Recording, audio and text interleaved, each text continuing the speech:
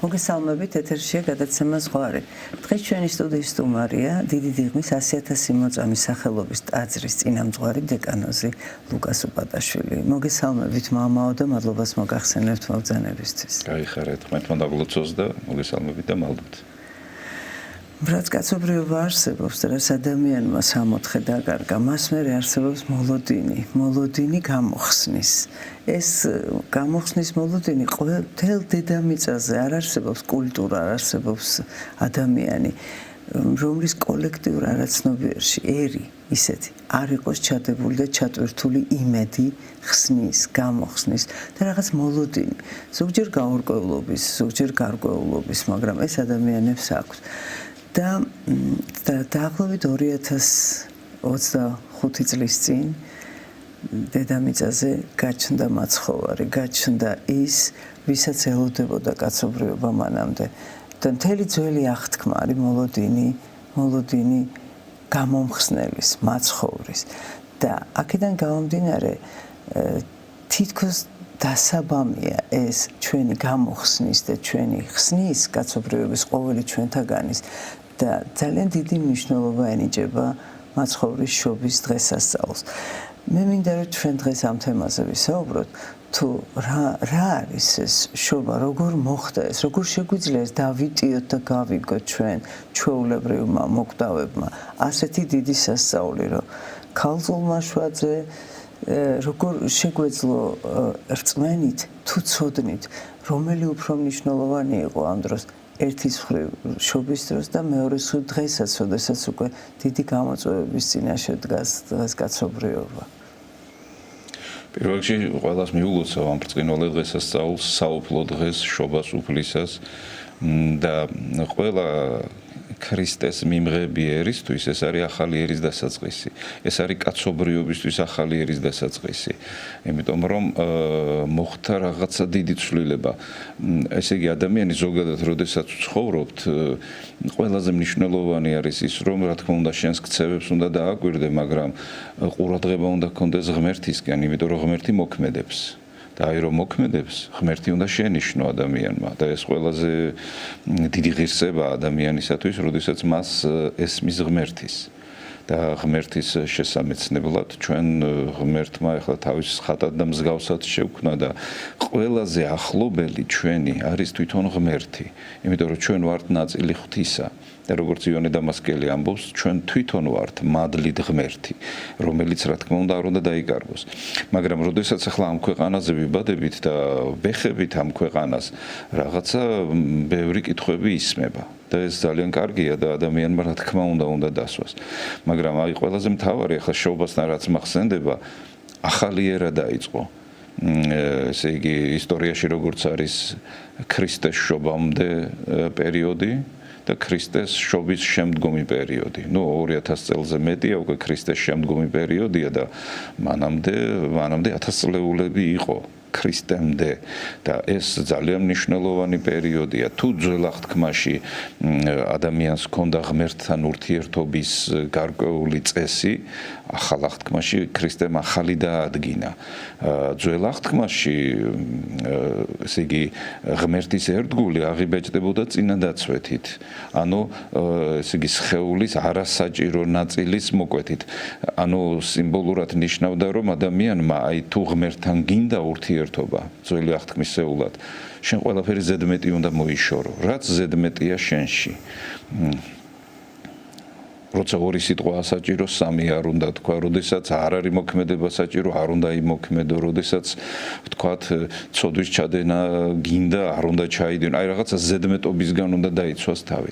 მაგრამ რაც შეეხება ახალ აღთქმას, აი აქ საოცრება მოიტანა ღმერთმა. ეს ისეთი ახალ ეტაპზე გადაიყვანა კაცობრიობა და ვინც მას გაუგებს, რაღაცა საოცარი მოხდება. ესე იგი ქრისტიანობა ეს არ არის მარტო რომ რაღაცა ზედმეტი მოიშორო. ეს ქრისტიანობა ღმერთმა გვასწავლა, რომ ჩვენ მასთან ერთად ვიცხოვროთ. და უფალი ცხო ამბობს, რომ ესე იგი, ვისაც მე გიყვარვართო, ჩემი მცნებები დაიცავითო და ვინც ჩემს მცნებებს დაიცავსო, მე და მამა მოვალთ და დავემკვიდრებითო მასთანო. და ეს საოცარი რამე, ესე იგი, ღმერთი გვეუბნება, რომ თუ შენ გარკვეული ცხოვრების წესით დაიცავ შენს თავს ბოროტებისაგან, უკეთურებისაგან, ესე იგი, მე და მამა მოვალთ და დავემკვიდრებით შენში და სული წმინდა ისედაც მოქმედებს ყოველთვის მოქმედებს ჩვენზე, შეიძლება ვამჩნევთ, შეიძლება არ ვამჩნევთ, მაგრამ ის მოქმედებს და აი ეს ყოვლადწმინდა სამება მერე მკვიდრდება ადამიანში და აი საოცარია, რომ ქართველთა გონიერება და ქართველთა ღვთისმეტყველება და ქართველთა ენა და ჩვენ ენაში გვაქვს სიტყვა სამოთხე, რომელიც სწორედ ამას ნიშნავს. აი რაც ღმერთმა იქადაგა, ზუსტად გავიგეთ ჩვენ. და ჩვენ აი მე დავიბადე და რაღაცა ესეთი ძალიან დიდი სიმდიდრის სახით მე გადმომეცა სიტყვა სამოთხე, რომელიც მიხსნის მე რომ ვინ ვარ მე? სამებას პლუს მეოთხე, ანუ ადამიანი. ეს არის სამოთხე. ესე იგი სამებას პლუს მე, ეს ძალიან დიდი სიკეთეა და ძალიან დიდი ბედნიერებაა. იმიტომ რომ მე ამას მივხვდი აი ნათლობის შემდგომ, როდესაც ვიგრძენი, რომ თურმე ყველაზე ახლობელი ჩემთვის არის ღმერთი, რომელიც ჩემში იწვევს მშვიდობას, სიმშვიდეს, სიხარულს, სიკეთის განწყობას და მე მზად ვარ სიკეთის მოქმედებისათვის. და ესეთი რაღაცა საოცარი რამ მოხდა, რომ ღმერთი მოქმედებს, ოღონდ მოქმედებს თვალისუხილავად, მაგრამ სულისთვის საგრძნობლად. ქართველები თუ როგორც ვამბობთ, გული მას გრძნობს. და თუ ადამიანი ესე იგი სულიერად იცხოვრებს, თუ ფიზიკურ ცხოვრებას სულიერზე მაღლა არ დააყენებს, რა თქმა უნდა, ის იგრძნობს ღმერთს, გაიხარებს და სხვასაც გაახარებს. ამიტომ ეს ერთ-ერთ ღვთისმეტყველმა როგორც ბრძანა, ქრისტეო 1000-ჯერ რომ დაბადებულიყო, შენთვის მნიშვნელობა არ ექნებოდაო, თუ ის შენს გულში არ დაიბადაო. თუ ის შენს გულში რო იბადება, ის არ აღზარდე. აი როგორც პატარა ბავშვი, როდესაც ვთქვათ, იბადება, ის შეიძლება გაზარდონ და შეიძლება არ გაზარდონ, შეიძლება ვერ გაიზარდოს და 1000 სირთულე შეიძლება შეხვდეს. აი შენი გონიერება, შენი ადამიანურობა უნდა გამოიხატოს იმით, რომ ღმერთი აღზარდო შენში და ღმერთს მისცე შენში განვითარების საშუალება. და სამწუხაროდ ადამიანთა დიდი ნაწილი ბლოკავს ღმერთის განვითარებას თავის თავში საოცარი სურვილებით, რომ ესე იგი როგორც ამბობს იოანე მახარებელი, ცტუნდება იმით, რომ რა ჭამოს, რა სვას და რითი გაერთოს. და აი იგივეს თუ უკან წავალთ, თუ შევკვეცავთ რაც გვსიამოვნებს, რა ვჭამოთ და რა ვსვათ, ეს რო არ პირველ რიგში ეს რო არ ვეძებოთ, ჩვენ ვიპოვით ღმერთს და აი ეს სიხარული ჩვენ უნდა მოუწყოთ ჩვენს თავს. ამიტომაც არის, რომ ჩვენ დიდ დღესასწაულს ყოველთვის მარხვა უძღვის წინ. მარხვის დროს ადამიანი აკეთებს იმას, რომ როგორც უფალმა თქვა, რომ ადამიანისგან ბოროტება გადის მხოლოდ ლოცვითა და მარხვით. ლოცვა ღმერთთან ურთიერთობას ნიშნავს, ხოლო მარხვა ნიშნავს ცოდვებისაგან თავშეკავებას. და აი ამ ორი დიდი მადლით, ლოცვითა და მარხვით, ეგებები უფალს და უფალი იზრდება შენში და იმდენად შეიძლება გაიზარდოს, როგორც პავლე მოციქული ამბობს, მე კი აღარა ვარო ცოცხალი, უკვე არის ღმერთი ჩემში ცოცხალი, ქრისტე არისო ჩემში ცოცხალიო. და აი ადამიანმა ყველამ უნდა მიაღწიოს ამ დიდ ბედნიერებას, რომ ის მან უნდა იგრძნოს, რომ მას და ღმერთს არაფერი არ ყოფს. ესე იგი, უფალი ხო ამბობს, მე ვარ ვენახი და თქვენ რტონი. ესე იგი, ვენახი და მისი ტოტი ერთი და იგივეა, ჩვენ ასე აღვიქვამთ და ნაყოფს ტოტი იღებს და არა ვენახის ტანი, მაგრამ ტანი კვებავს. და აი ქრისტემ ეს შედარება მოიტანა, მე ვენახი ვარო და თქვენ რტონიო. ანუ ღმერთი და ადამიანი აი ასეთ მიმართებაში არიან ერთმანეთთან და ეს ადამიანმა უნდა მოძრაოს თავის ცხოვრებაში და რა ვთქვათ, უფალი ხო ესე ლოცულობს მამა ღმერთის წინაშე, რომ სადაც მე ვიქნებიო, რომ იქ იყოს ყველა ჩემი ერთგულიო. და აი ქრისტიანის მიზანიც სწორედ ეს უნდა იყოს, რომ ის ღმერთთან ერთად ცხოვრობდეს. და ეს ხდება არა ამ ქვეყნის დასრულების შემდგომ, არა ვთქვათ, აი მომავალ საუკუნეში და ასე შემდგომ. დღესვე, აი ეხლავე, როდესაც ადამიანს შეუძლია ღმერთთან ურთიერთობა. უფალი ხო ამბობს, რომ სასუფეველი ღვთისაო, შორის თქვენსა არისო, ანუ თქვენში არისო, სხვაგან ნუ ეძებთო. მოციქული კიდევ უფრო მეტს ამბობს, რომ კიდევ უფრო მეტად გასაგებს ჩვენთან განავრცობს ქრისტეს სიტყვას, რომ ნუშაცდებითო, საჭმელი და სასმელიო არ არისო სასუფეველიო. სასუფეველი ღვთისა არის ჭეშმარიტებაო, როდესაც შენ პატიოსანი ხარ და ჭეშმარიტების მიმდევარი და მართალი ადამიანი, აუცილებლად ღმერთს იპოვი, ვინც არ უნდა იყოს, სადაც არ უნდა დაიბადო. პატიოსნება არის აი სწორედ ის გასაღები, რომლითაც ადამიანი ღმერთს უერთდება კი არა, აი რომლითაც მთელ ტალახს მოიშორებს. რაც პატიოსნების საწინააღმდეგოა, ეგ ყველაფერი გვაშორებს ღმერთს. ამიტომ აი რაღაცა დიდი ბედნიერებაა სამოთხე და სამოთხე უნდა იყოს შენ ადამიანი. და ამის საშუალებას ღმერთი გვიქმნის და ამაზე უარი არ უნდა თქვას ადამიანმა. ამაზე უარი, იმიტომ რომ დღეს მოციქულის სიტყვა რომ თქვი, რომ საჭმელი და სასმელი არ არის სასუფეველიო, დღეს ჩვენ თავს რო ვკითხოთ რა წარმოგვიდგენია დიდ ბედნიერებად. და დიდ ბედნიერებად უმეტეს შემთხვევაში არის კარგი საჭმელი, კარგი სასმელი, კარგი გართობა, დიდი ფული და ერთი სიტყვით სიამოვნება. და ეს შეცდომაა. და მადლობა ღმერთს, რომ ჩვენ ისეთი ერი ვართ, ზოგადად ქართველთა ერი ისეთი ვართ, რომ ჩვენი ღვთისმეტყველება არასდროს არ შემცდარა ჩვენი ღვთისმეტყველება, ჩვენი გული არ შემცდარა არასდროს. კულტურა გვაქვს ჩვენ პატიოსნებაზე, ქრისტიანობაზე და სიკეთეზე დაფუძნებული. და პატიოსნება, აი მე მაგალითად დავიბადე ათეისტურ პერიოდში, მაგრამ ესე იგი მე რაც დამხვდა ღირებულებები ესეთი იყო, რომ პატიოსანი ადამიანი ითვლებოდა ყველაზე მაღალი დონის ადამიანად. და უსინდისო ადამიანი ითვლებოდა ყველაზე, ასე ვთქვათ, ჩამორჩენილ ადამიანად. და აი ეს ღირებულებები ჩვენ არ უნდა შევცვალოთ. თუმცა ჩვენ ამას არ შევცვლით, იმიტომ რომ ჩვენ ეს სხვანაირად არ შეგვიძლია. მამაო, აი როდესაც ჩვენ საუბრობთ შობაზე, როგორც რაღაცის დასაწყისზე, თუმცა მანამდე ალბათ უნდა ვახსენოთ, რომ იყო ხარება, მანამდე იყო გვეხარა კაცობრიობას. ყოვლადწმინდა ღვთისმშობელს მთავარ ანგელოზის მეშვეობით რომ გაჩნდებოდა მესია და გაჩნდებოდა მაცხოვარი გამომხსნელი ჩვენი. აი ეს პერიოდი, როდესაც შემდგომში ჩნდება უფალი, აი იმ სასწაულ ღამეს, როდესაც ერთის მხრივ მიდიან მოგვები და მეორეს მხრივ მოდიან წყემსები, ანუ თითქოს რწმენა და ცოდნა უკავშირდება ერთმანეთს. ისინი ერთად თავს იყრიან უფალთან, უფლის ბაგასთან.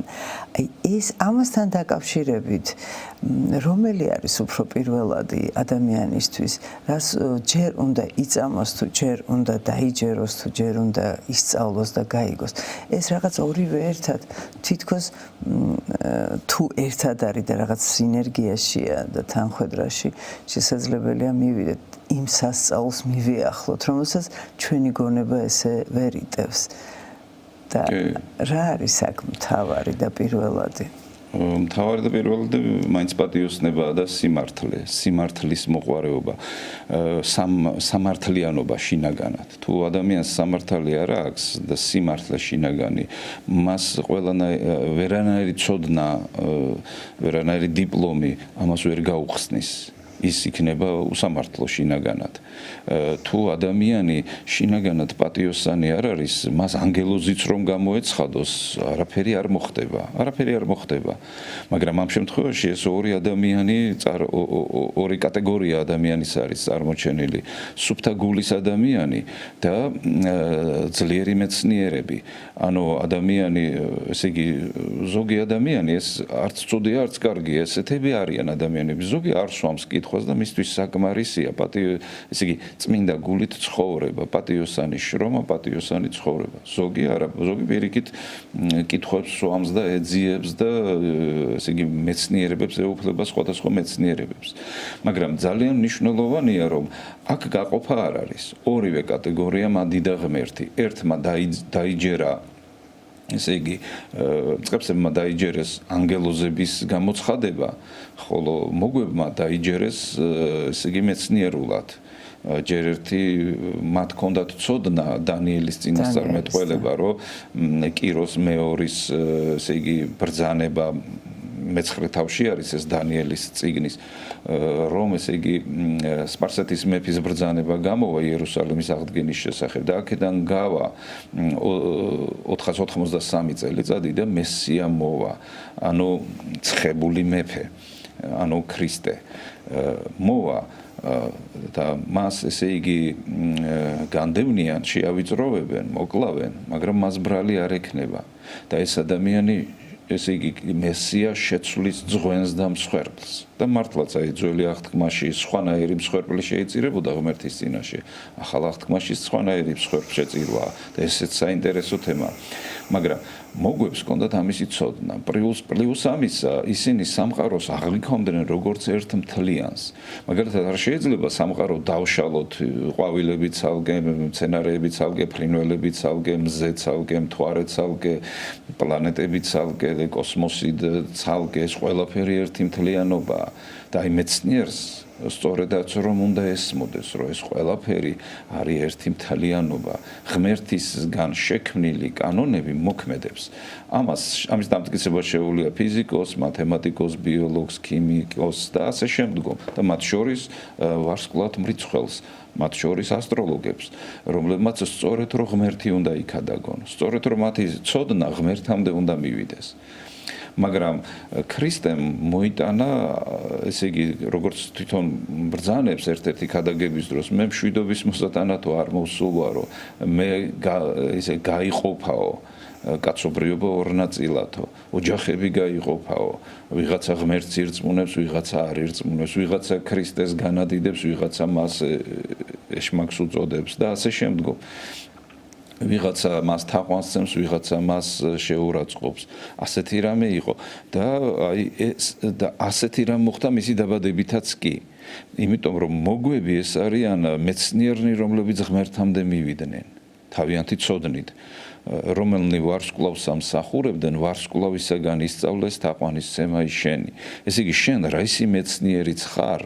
ბიოლოგი იქნები, ასტროლოგი იქნები, ასტრონომი იქნები თუ ფიზიკოსი იქნები, ყველაფერი მეტყველებს ღმერთზე. ყველაფერი მეტყველებს ღმერთზე. ფოთოლიც კი მეტყველებს ღმერთზე. ერთ ფოთოლსაც კი ვერ შექმნის კაცობრიობა მთელი თავისი გონიერებით დღევანდელ დღეს ადამიანი. ერთ ჭიანჭველასაც კი ვერ შევქმნით, რომელსაც აქვს ერთ კოღოსაც კი, ნუ აი კოღო ძალიან მომაბეზრებელი მწერია, მაგრამ მე წარმოვიდგენ ხოლმე როგორი კონსტრუქცია აქვს მას. თავისი ფეხები აქვს, თავისი ძვალსახსროვანი სისტემა აქვს, თავისი გული აქვს, თავისი ღვიძლი აქვს, თავისი თვალები აქვს, თავისი ტვინი აქვს ბოლო-ბოლო. რომლითაც ის მოქმედებს. და ესე იგი ყველაფერი ღვთის დიდებაზე მეტყველებს. აი რა მიმართულებითაც გინდა განვითარდი მეცნიერი, ყველაფერი ღმერთზე მეტყველებს. და რა თქმა უნდა, აი ეს დიდებული რამ არის, როდესაც ეს გზა გეძლევა, მაგრამ ხდება ხოლმე რომ აი ეს ერთი მიმართულება, ვინც ადიდებენ ღმერთს და ყველგან შეიძლება ღმერთის ნახვა. მაგალითად მე ყოველთვის ბავშვობიდან ვიყავი გაოგნებული, მაგალითად ძალიან მიყვარს წყალი, ნუ ზღვა, დინარე და ყოველთვის აი მთაში რო ყოფილვარ, სულ მიკვირს რომ ყოველთვის ზევიდან ქვევით მოდის წყალი. ძალიან დიდი რაოდენობით. და სულ ფიქრობდი, ვინ აიტანა ეს წყალი იქ ვინ და ესე იგი ეს წყალი სანამ ზევიდან ქვევით ჩამოვა, იქ ხო ვიღაცამ აიტანა. რა სისტემა მოქმედებს ეს? და ნუ მე ახლა რა თქმა უნდა ეს პასუხები მაქვს ამის შესახებ და აი ეს არის მეცნიერება, როდესაც დასვამ ამ კითხვას. მაგრამ აი წყემსივით მარტივი ადამიანი ამ კითხვას არ დასვავს. მისთვის საკმარისია ღმერთმა შექმნა სამყარო, მდინარე დალიე ისი ამოვნე გაერთე ზედმეტი კითხვები არა არც ერთი ცოდი და არც მეორე ორივე ამ ორნაირი ტიპის ადამიანი არსებობს მაგრამ განსაკუთრებულად უნდა აღინიშნოს რომ აი სხვა მეცნიერებიც არსებობდნენ ფარისევლები, სადუკევლები, მწიგნობრები, სინედრიონის წევრები, რომლებიც იგულისხმებოდა რომ ძალიან დიდი ცოდნის მქონენი იყვნენ და აი ისინი მათ არათუ რაღაცა ამქვეყნიური ცოდნა ჰქონდათ, მათ ღვთისმეტყველური ცოდნა ჰქონდათ. მაგრამ ფარისევლები მაშინ რომ დიდებულნი იყვნენ და ელიტას წარმოადგენდნენ, დღეს საგინებელი სიტყვაა. ანუ ადამიანი, რომელიც გარეგნულად მოწესრიგებულად ჩანს, მაგრამ შინაგანად უკეთურია. და აი ფარისეველს ჰქონდა ეს ცოდნა, მწიგნობარს ჰქონდა, სადუკეველს ყველას ჰქონდა ეს ცოდნა, მაგრამ მთელი თავისი ცოდნით ღმერთი ვერ იცნეს.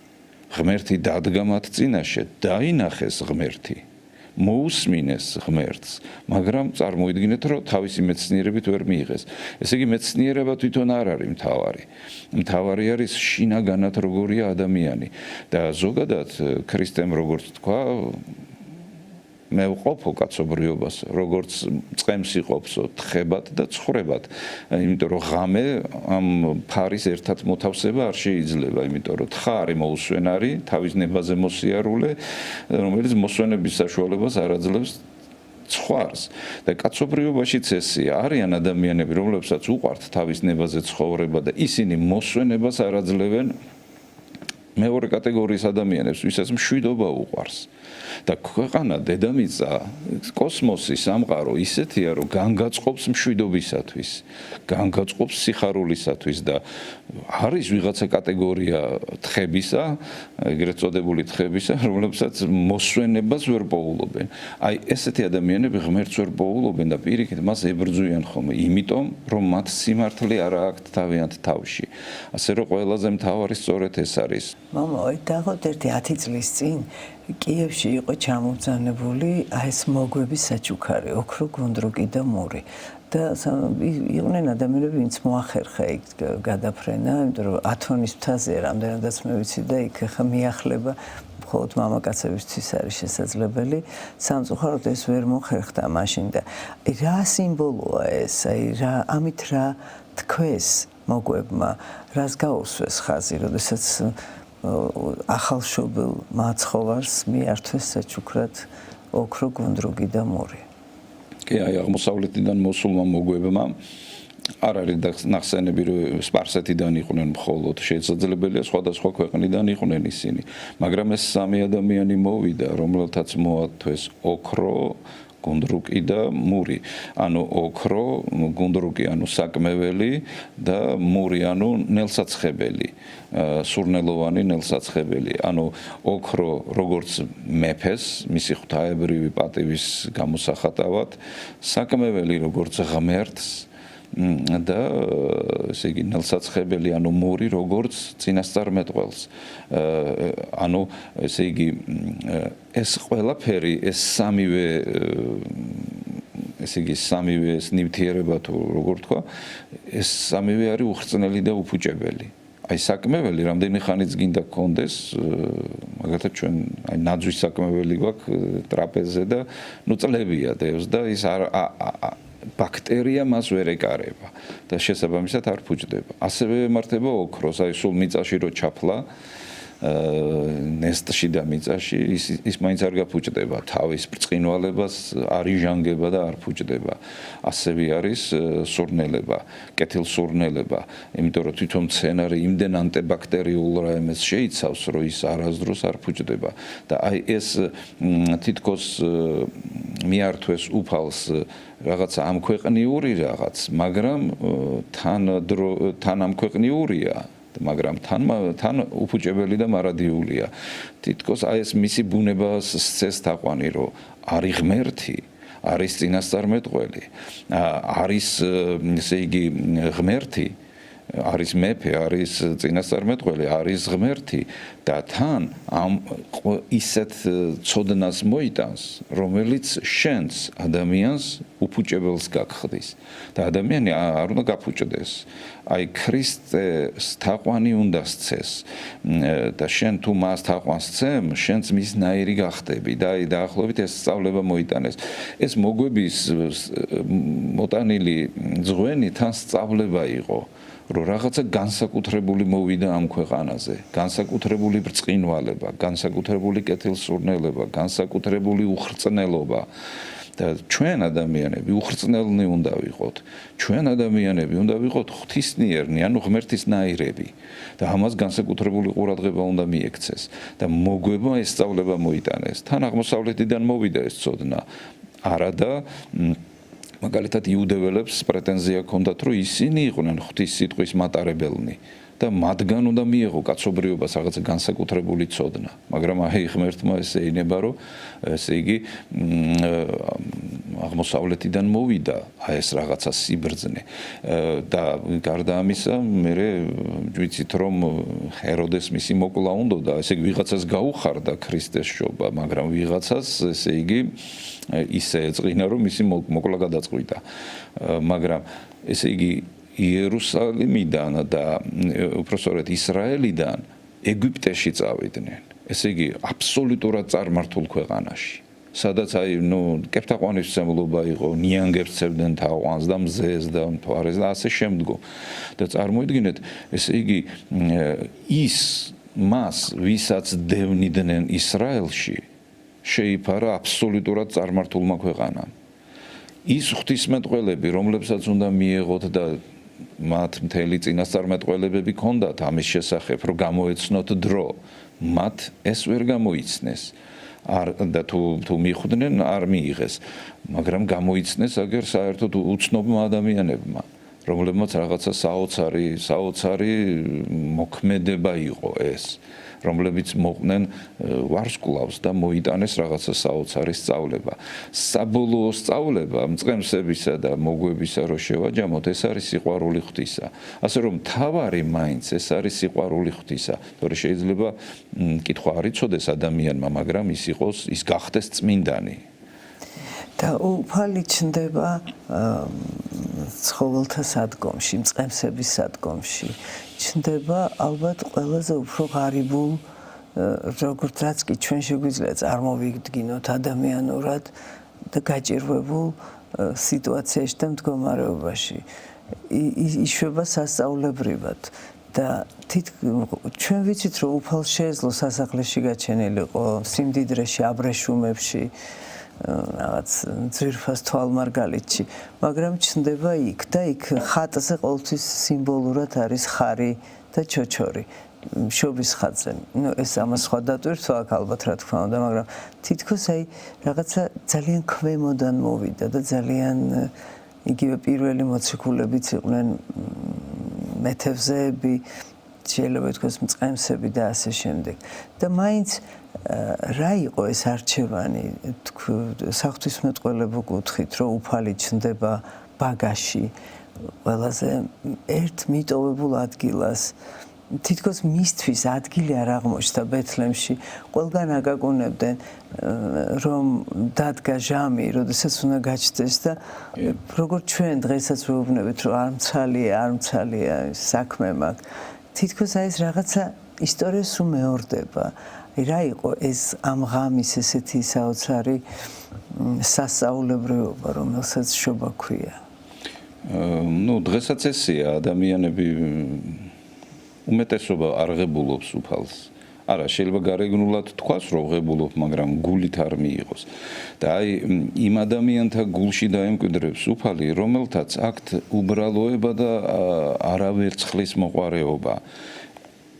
ამ გამოქვაბულზე უფრო მარტივი, უფრო უბრალო, უფრო არაკომფორტული ადგილი წარმოუდგენელია და ქრისტემ ამასაც გაუსვა ხაზი, რომ ადამიანთა უმრავლესობა კი არა და მთელი კაცობრიობა მიდრეკილია ამა ქვეყნის მოხვეჭისაგენ, ამა ქვეყნის დამკვიდრებისაგენ და სწორედ ეს სწავლება მოიტანა, რომ ეს არაფერი არ არის, ეს დროებითია ყველაფერი. ადამიანმა თეორიულად ვიცით, რომ დროებითია ეს ყველაფერი.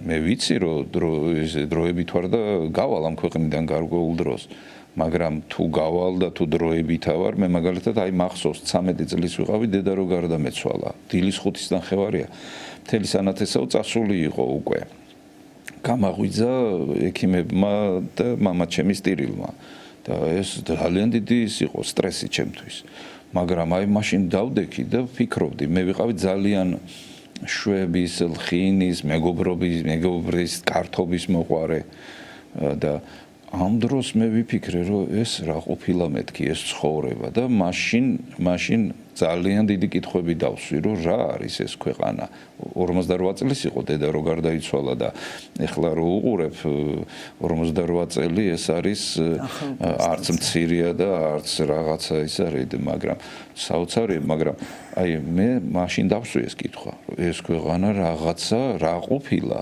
მაგრამ პასუხი ვერ გავეცი მაგრამ მე პასუხი ქრისტემ მომცა და აი მე ვიცი რომ ეს ყველაფერი დროებითია და ამ დროებით არ უნდა გამოიკიდოს ადამიანი თორემ ოქროს ხანა დაუმთავრდება აი ჩვენ ქართველებს ოქროს ხანა დაგვიმთავრდა როგორც ჟამთანხწერელი ამბობს მე-13 საუკუნეში დაივიწყეს ქართველებმა ღმერთის სიყვარული და ამ ქვეყნიურ შვებას-სიამეს მისცეს თავი და დღესაც იგივე მდგომარეობაში ვართ და იმის მერე 8 საუკუნეზე მეტი გავიდა და მაინც იგივე პრობლემები გვაქვს. მაგრამ ღვთის მადლით არის ნაწინასწარმეტყველები და მე მჯერა რომ ჩვენ ისევ ესე იგი შვება-სიამეზე მეტად, სიამოვნებაზე მეტად შევიყვარეთ ღმერთს. ეს ვითომ ეხლა თეორიულად ძალიან კარგი, ესე იგი ძალიან მისაღები რამ არის, რომ ღმერთი გიყვარდეს შენ სიამოვნებებზე მეტად. მაგრამ როგორც ერთი მწერალი ამბობს ყველაფერი იცის, მაგრამ ისე მოქმედებენ როგორც სიამოვნებთან. ყოველთვის ისე მოქმედებს ადამიანი როგორც სიამოვნებსო. აი სიამოვნება ზოგადად უნდა შეაჩეროს ადამიანმა და აი ჩვენ მარხულობთ და ეხლაც და სულიერი მარხვით ჩვენ ყოველთვის უნდა ვიმარხულოთ. ანუ ცუდი თვისებებისგან თავი ყოველთვის უნდა შევიკავოთ. მაგრამ ფიზიკურადაც ვმარხულობთ, იმიტომ რომ რაღაცა სპეციალურად დისკომფორტს უქმნით ჩვენს თავს. რაც მე სიამოვნება იმას კი არ ვაკეთებ, არა, ვაიძულებ ჩემს თავს. და ეს სწორია. და ქრისტემ სწორედ ამ უბრალოებისკენ მოგვიწოდა. აი გურამ დოჩანაშვილს ხო აქვს ეს საოცარი რომ მე ღარიბი ვარ როგორც იესო. ანუ არა მაქვს არაფერი მატერიალური სიმდიდრე. არამედ მაქვს აი მაგალითად პეტრე მოციქულს ხო ეუბნება ერთხელ რაღაცა ვინც მათხოვრობს რომ მისცეს მას რაიმე. ხეიბარია თან და ადამიანი რას მისცემს იმაზეა დამოკიდებული ვერ შრომობს ვერაფერი ვერ დადის და პეტრე საოცარ სიტყვას ეუბნება მე არაფერი არ მაქვს რომ მოგცეო მაგრამ რაც მაქვს იმას მოგცემო იესო ქრისტეს სახელითო კიბრძანებო ადექი და იარეო და ადგა ეს ადამიანი და დადიოდა ესე იგი რამხელა სიმდიდრე აქვს მოციქულს რამხელა სიმდიდრე აქვს წმინდა ადამიანს მაგრამ მას არ აქვს კაპიკი ჯიბეში როგორც იტყვიან რომ მისცეს აი იმ გაჭირებულ ადამიანს აი ეს აი ამ სიმდიდრეზე გაამახვილა ქრისტემ ყურადღება როდესაც ბაგაში იშვა რომ ჩვენ არ გაგვიტაცოს ამ ქვეყნიურმა სასახლებმა პატივმა ფულმა პატივმა თანამდებობებმა ძალაუფლებებმა და ასე შემდგომ თორემ ადამიანი ღმერთს კი არ კარგავს, უბრალოდ კარგავს სამართლიანობის შეგრძნებას და თუ სამართლიანობა დაკარგა ადამიანმა, ის ფაქტიურად აღარ არის ადამიანი. უსამართლო ეს ადამიანი არ არის. უსამართლო ადამიანზე უფრო სამართლიანი ხშირ შემთხვევაში პირუტყვია. მაგალითად მგლებმა აღზარდეს ბავშვები, ნაცვლად იმისა რომ შეეჭამათ ну მაუგლის ისტორიას გულისხმობ რომელიც შინდამდილეში 8 ესე იგი კაცობრიობამ ის რომ 8 შემთხვევა იყო ასეთი როდესაც ბავშვი დაიკარგა და მგლებმა კი არ შეჭამეს გაზარდეს ეს საოცარი რამეა ხომ როგორი სამართლიანობა აქვს ახლა მგელს და კიდევ ბევრი რამის ჩამოთვლა შეიძლება მამაო, აი ყველა წირვაზეთი 2000 წელიწადზე მეტია გვესმის ანგელოზთა გალობა. ჩვენ ამას სულ ვიმეორებთ და ხანდახან ასე მგონია, ხა მიკერძეულებაში ალბათ არ ჩამეთვლება, მაგრამ თითქოს რაღაცა ძალიან ჩვენი და ძალიან ქართულია, დიდება მაღალთაშინა ღმერთსა, როდესაც ისმის, მე მგონია, რომ რაღაც თითქოს გესმის ეს ხმა, ამის ექო ისმის 2000 წელზე მეტია და აი ჩვენს უფრასთან იქნება თუ ერთი ჭიქაც რო აწიოს ქართველმა ადამიანმა ამბობს აი ამ ანგელოზთა გალობას. რა დატვირთვა აქ ამ ლოცვას მამაო და რა რითი განსხვავდება ღვთისმსახურება შობის, აი ვთქვათ, სხვა ღვთისმსახურებისგან? ეს გალობა ანგელოზებმა მოიტანეს და ესე იგი ლოცვა კი არ მოიტანეს. ეს ცალკე ღვთისმეტყველება, ეს საოცრებაა თვითონ. და ქართველებს ეს აღებული გვაქვს და შეიძლება ითქვას, რომ აი რასაც ახლა მე ვიტყვი, ეს ქართველებს კულტურაში გვიდევს. ესე იგი დიდება მაღალთაშინა ღმერთსა ერთი, ქვეყანასა ზედა მშვიდობა ამ ქვეყანაზე და კაცთა შორის სათნოება. ადამიანთა შორის სიკეთე, სათნოება. ამაზე უკვე დიდი ბედნიერება არ არსებობს, როდესაც ადიდებ ღმერთს, როდესაც მშვიდობა გაქვს და როდესაც ადამიანებს კეთილი ურთიერთობა აქვთ ერთმანეთთან. ამ სამ რაღაცა საოცარ სიტყვაში ანგელოზებმა ყველაფერი ჩადეს. აი მოვიდა დრო, რომ ადამიანებმა ერთმანეთი არ უნდა შეჭამონ. ეს პირდაპირ გაგებითაც იგულისხმება, იმიტომ რომ კანიბალიზმი ადრე ძალიან იყო. ქრისტემ საოცარი ზნეობა მოიტანა. არა თუ ის რომ ადამიანი არ მოკლას და თვალი არ მოთხაროს და არ უკბინოს, ეს არა მარტო რომ შენ უნდა იღვაწო, რომ ღმერთიც ადიდო, მშვიდობას ხელი შეუწყო და ადამიანთა შორის სათნოება დაადგინო. და ჩვენ ვიცით რომ კაცობრიობა თუნდაც ჩვენიერი დღეს ძალიან დიდ ენერგიას ვხარჯავთ, აი ესე იგი არასათნო ურთიერთობებში. და მე რაც წლები მაქვს 56 ის ვარ, 21 წლის ვიყავი 9 აპრილი რომ მოხდა. და იმის მერე სულ პრობლემებია, სულ ესე იგი სიმშვიდე არ არის, მშვიდობა არ არის. არა და ჩვენ ესე იგი ჩვენი საუკეთესო ესე იგი ჩვენი საუკეთესო მხარე არის ის რომ ჩვენ გვიყვარს მშვიდობა, სიხარული და სიკეთე. და ქრისტიანმა ეს მიზანმიმართულად უნდა დაიცვას. ერმა ეს მიზანმიმართულად უნდა დავიცვათ.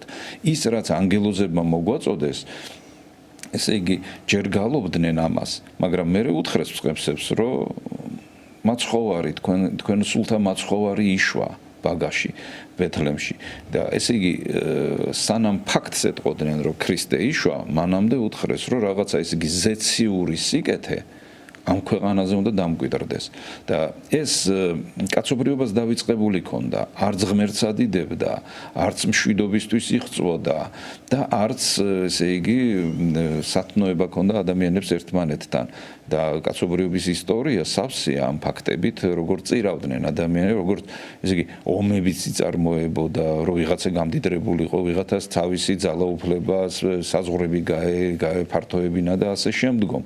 და ღმერთი დავიწყებული იყო და ანგელოზებმა შეახსენეს კაცობრიობას, რომ ღმერთი მოვიდა და დაიწყეთ ასეთი ცხოვრება.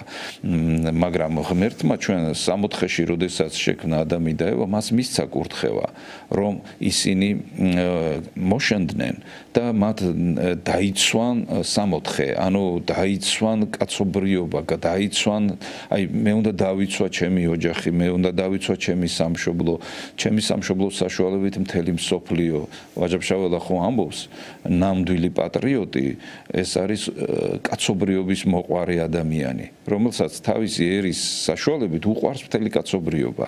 აი ქართველები ასეთები ვართ და მე სულ ესე იგი მე ხო 23 წლის მოვინათლე და მე გავეცანი ქრისტიანულ ღვთისმეტყველებას და ახლა 23 წელი ისეთია, რომ უკვე პრაქტიკულად ჩამოყალიბებული ხარ ფსიქოლოგიურად და მე რო ვეცნობოდი ქრისტიანობას, სულ აი ეს განცდა და დასკვნა მქონდა, რომ ჩემი ერი უგებს ღმერთს და ჩემმა ერმა ძალიან გაუგო ღმერთს და მე ახლა ილიას სიტყვებში როგორია რომ თუ ქრისტე ღმერთი ჯვარს ეცვაო კაცობრიობისთვის ეს ერთი მუჭაერი ქართველთაო ჯვარს ეცვაო ქრისტესთვისო ჩვენი საუკეთესო მხარე ეს არის ილიას სხვა ლექსებიც აქვს მაგრამ აი ნახეთ როგორი დიდებაა ღვთისა ჩვენს ცუდ მხარესაც ბედნიერ ერში ამბობს რაც არის ვარსაბთად კარიჯესიც ამბობს და კიდე მრავალში მაგრამ წარმოიდგინეთ რას ამბობს რომ ჩვენ ვართ ქრისტესთვის ჯვარცმულიერი რომ ჩვენ სამშობლოს გული გადაუღეთ და ზედ ქრისტიანობას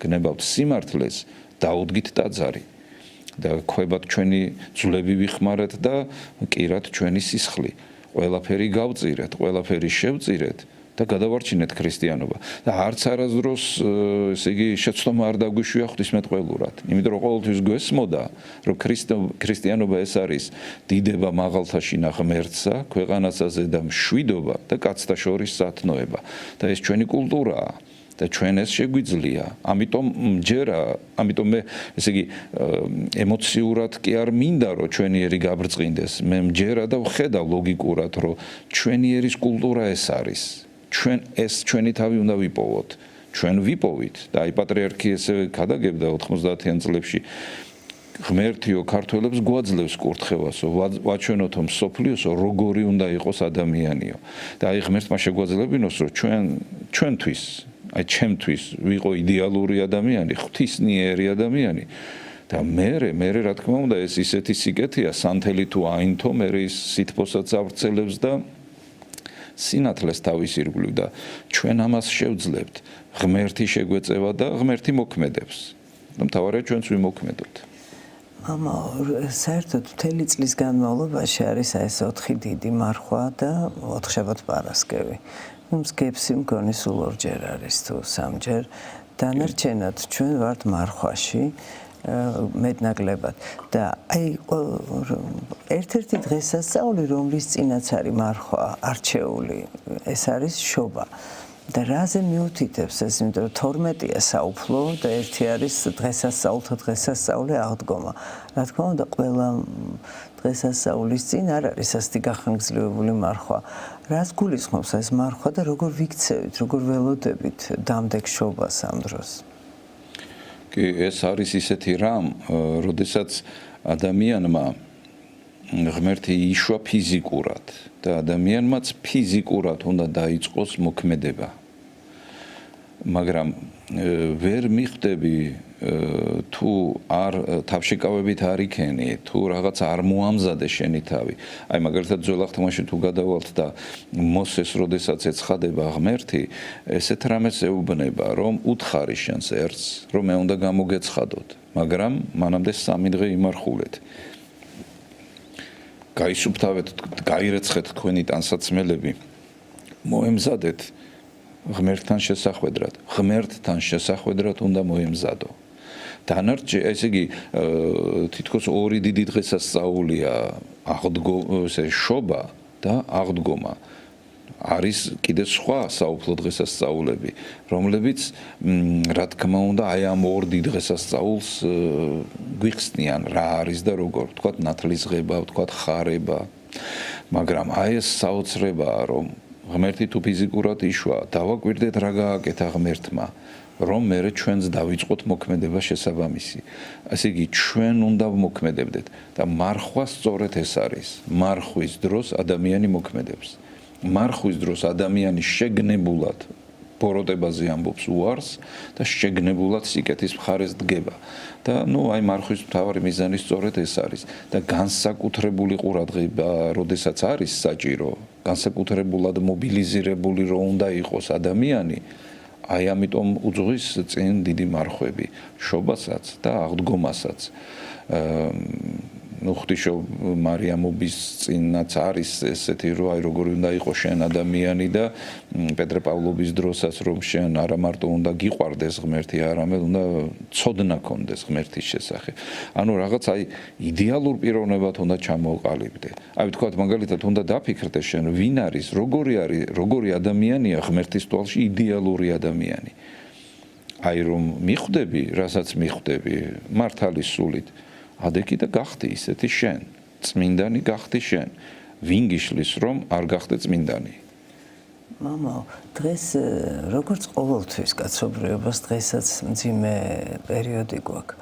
და ეს ძალიან გასაკვირი აღარ არის ისტორია რაღაცნაირად ტრიალებს ერთი და იგივე მეორდება თითქოს ახალი არაფერი აღარ ხდება ამ მზის ქვეშეთში და აი როგორ არ უნდა შეცდეს განსაკუთრებით ახალგაზრდა როგორ იპოვოს მან ჭეშმარიტება ამდენ ხმაურში, ამდენ ყვირილში, ამდენ ჭყვიალებაში, ამდენ სხვადასხვა საცდურში, რომელიც არის დღეს და რა არის ის ნავთსაყუდელი, რას სად უნდა საით წავიდეს, აი ეს კომპასი, შინაგანი, სულიერი კომპასი, რომელიც შეიძლება მეტნაკლებად ვცდილობთ რომ გქონდეს და გავასწოროთ, მაგრამ ჩემი აზრით ძალიან უჭირთ ახალგაზრდებს.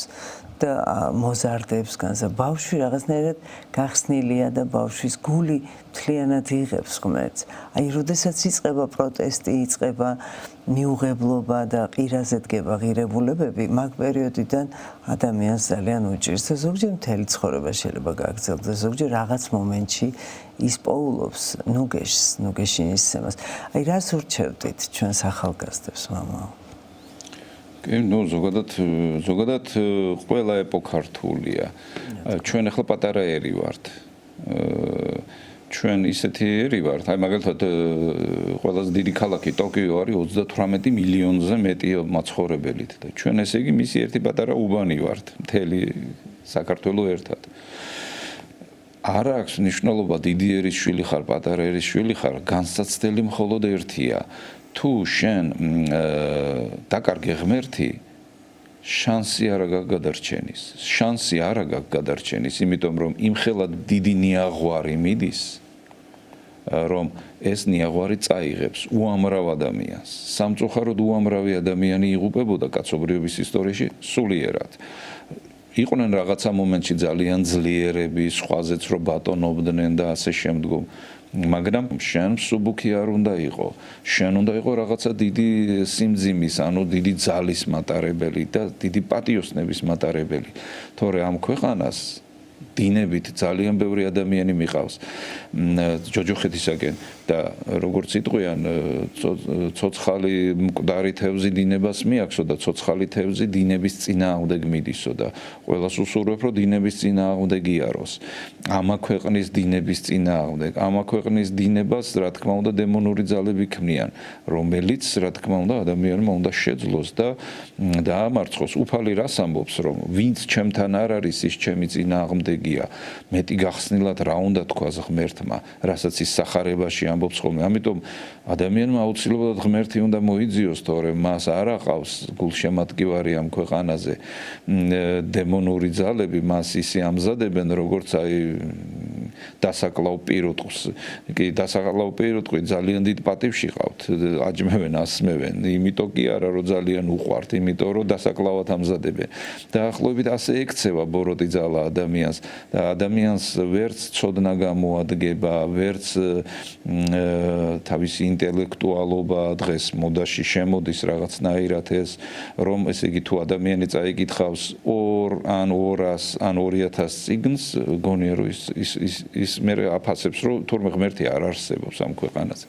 და განათლებულ ადამიანებში ეს არის სირცხვილი, რომ ღმერთი ახსენო. და ასეთი რამ ეს წაგება არის, ეს გავს იმ პირუტყვს, რომელსაც დასაკლავად ამზადებენ. და ამიტომ ეს არ უნდა გააკეთოსა და არ უნდა მოტყუდეს. თუ ადამიანმა პატიოსნება დაკარგა, თუ ადამიანმა სინდისი დაკარგა, ვერაფერს ვერ შეიძენს სანაცვლოდ. ის დაღუპულია. და როგორც ერთი ღვთისმეტყველი ამბობს, თუ ადამიანმაო 60 ვერ დაიმკვიდრაო, ის ჯოჯოხეთის ღირსიაო. იგულისხმება ამაში, რომ ძალიან ადვილია 60-ის დამკვიდრება. ძალიან ადვილი და ეს შენს გადაწყვეტილებებზეა დამოკიდებული. პატიოსანი ხარ, საბრძოლველია, უსინდისო ხარ, ჯოჯოხეთია და ახლა რომელი ხარ ეს შენ თვითონ და გაარკვიო. და როდესაც რაღაცა ხდება, როდესაც ვიღაცა რაღაცას ითხოვს, ან როდესაც ვიღაცა რაღაცას ფიქრობს, ან ემზადება რაღაცის სათქმელად თუ გასაკეთებლად, დააკვირდეს, ის პატიოსანია? ესე თუ შენი თავი გიყვარს, პატიოსანი უნდა იყო. თუ არ გიყვარს, იყავი უსინდისო. უსინდისოობა ძალიან დიდი ბოროტებაა საკუთარი თავის მიმართ. საკუთარი თავის მიმართ, რა თქმა უნდა. ძალიან დიდი მადლობა მამაო საოცარი დღესაც რაღაცა ისეთი სიტუაცია იქნება თითქოს აი ეს ორი მდგომარეობაა პატიოსნება და უსინდისობა ბოლო მესამე ვარიანტი რო არ არსებობს ისეთი მდგომარეობაა და მე ვფიქრობ რომ ეს ძალიან კარგია იმიტომ რომ მე შეიძლება მოვტყუდე დღეს მაგრამ ეს მე რა რომ მოვტყუდი მე შემიძლია რომ ხვალ ეს ყველაფერი გავასწორო როგორც კი მივხვდები რომ მოვტყუდი მე შემიძლია ეს გავასწორო და მე არ უნდა მოვატყუო ჩემი თავი გურამ დოჩანაშვილი ხო ამბობს ადამიანს აქვს ძილის წინ მაინც 10 წამი ისეთი როდესაც ის ხვდება ვინ არის ხვდება რას აკეთებს და ღმერთმა დაალოცოს ყველა რომ უბრალოდ ჩვენ გავიხაროთ და ჩვენ ირგვლივაც გავახაროთ უამრავი ადამიანი. მადლობა მამაო, მადლობა ღმერთს, რომ თქვენნაირი მოძღვრები არსებობენ, ესეთი მშვიდობის მყოფელები და დიდ პატივს გცემ და დიდი მადლობა მობრძანებისთვის, ესეთი საინტერესო საუბრისთვის, იმას ვიტოვებ, რომ ჩვენი თანამშრომლობა კვლავაც გაგრძელდება, გილოცავთ შობას ახალ წელს, მშვიდობა დასადგურებული იყოს დედამიწაზე, კაცთა შორის სათნოება და დიდება უფალს ესე ვიტყოდი მე მადლობა მობრძანებისთვის მადლობა მე თქვენს მინდა რომ მადლობა გითხრათ თქვენი პიროვნებიდან გამომდინარე ჩვენ წლებია რომ ესე იგი ვახლობლობთ და გვაქვს ესე იგი მე ძალიან დიდი ცოდნა მაქვს თქვენგან მიღებული ფსიქოლოგიაში და ესე იგი როგორ თქვა თქვენ მადლობა ღმერთს რომ თქვენ ხართ მაგალითი იმისა რომ ცოდნამ ხელი არ უნდა შეგიშალოს ღმერთისაგან სავალ გზაზე ცოდნა და ღმერთი ერთი და იგივე. აი სოლომონ ბრძენი ესეთ რამეს ამბობს რომ რწმენა ეს არის გზა ღმერთისაკენ. ხოლო მეცნიერება ეს არის სანთელი, ანთებული ამ გზაზე. ესე იგი რწმენა, რელიგია ეს არის გზა ღმერთისაკენ, ხოლო მეცნიერება ეს არის ანთებული სანთელი. და ეს ერთიც უნდა კონდეს ადამიანს და მეორეც. ეხლა მარტო ანთებული სანთელი გეჭიროს ხელში და იყავი თუ შენ ცხოვრებას მიზანი და ის არა აქვს მიმართულება. მაგრამ მიმართულებაზეც ხო გინდა სინათლე რო არ შეცდე. ამიტომ ეს ორივე რამ ღმერთმა ეს idеალური ქრისტიანები ამრავლოს ჩვენ ქვეყანაზე და ეს ყველას შეუძლია, აი აბსოლუტურად ყველას. და ამის მაგალითები მადლობა ღმერთს რომ ბევრი ყავს. უმეტესი მადლობა. და მე კი შეგახსენებთ რომ დღეს ჩვენი სტუდიის სტუმარი იყო დიდი დიღმის 100.000 მოწამის სახელობის ტაძრის წინამძღვარი დეკანოზი ლუკას უპატაშვილი. კარგად ბრძანდებოდეთ მომავალ შეხვედრამდე.